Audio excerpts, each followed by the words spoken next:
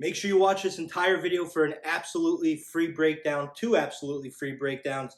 Tonight, one in college football, one in the NFL. We're going to be breaking down Coastal Carolina versus Troy, and then we're going to be taking it to the NFL, and we're going to be breaking down the Cardinals versus the Packers, a very, very exciting Thursday night matchup, in my opinion. Let's dig right into it. Before we do, guys, we're cusping up towards 66%. Our goal has been 65%. We fell down to 60 back in July with a bad run. We're back at 65, heading towards 66 if this week goes right. Currently sitting 2-0 on the week. We got it right Monday night with the Monday Night Football game. We got it right last night with the Houston Astros. We said that they weren't going to be stopped again like they were in the first game of that World Series. So let's dig right into this one. We're excited, guys, so give us the subscriptions. We got a lot of comments on the last video. I appreciate all of them. Some of you guys agreed with me. Some of you guys disagreed with me, but it was all love and it was all constructive, and that's all that we need. Let's keep it coming. That's all we want to do. You know what I'm saying? It's all about winning. I mean, and it's all about being a community, and it's all about having the same enemy, and that enemy is the bookmaker, okay? And that's something that I preach. You know, in this community, it's strange. A lot of people get on these different platforms, Instagram, YouTube, and some of the attitude is just sour towards your fellow sports bettors. We're all sports bettors together, okay? The only enemy is the sports books. Wynn, William Hill, Caesars. Those are the only bad guys. So listen, we all should just be loving each other and helping each other. But yes, we do charge when it comes to some of the best information because we're good at what we do and we want to do it. First, we're going to be breaking down this college football game. Thursday night Sun Belt Conference showdown between the Troy Trojans and the Coastal Carolina. We are getting right into this one with Coastal Carolina sitting at a big favorite of -17 with a total set high. Guys, they are having their best season ever. They were ranked 14. They lost to App State last week, which was something that we had. But before that, they were firing teams out of the water. Now, the score was close, but Coastal Carolina was dominated last week in every facet of the game.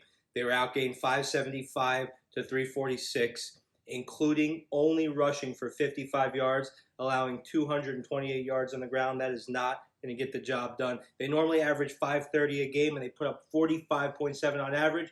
They were held in check last week, and they're going to see if they can get back on track this week. Let's see what happens.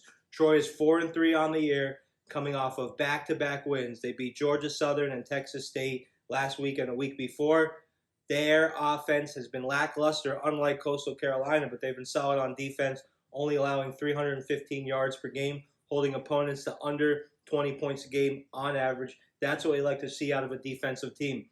They've been good this year, but they've had an easy strength of schedule. Coastal Carolina, both teams have had an easy strength of schedule, but Coastal Carolina has been blowing out non-elite opponents. And Troy's only 4-3 on the year, but they have not lost a game by more than 13 points, including a very, very good Liberty team, 8-point loss, and a good South Carolina team, 9-point loss.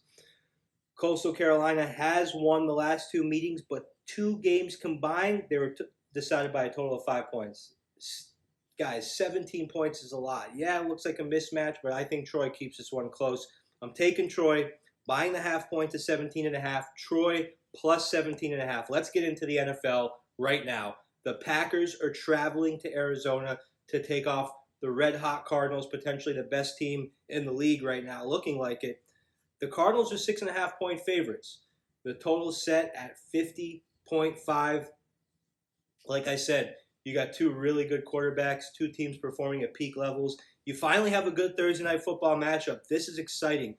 The Packers got smoked by the Saints early in the year, first game, but they've gone on and won every game since. Aaron Rodgers thrown for over 1,700 yards, 15 touchdowns, 2 interceptions. This offense is looking solid with a moderate 24 points per game on average, but they could do a little bit better.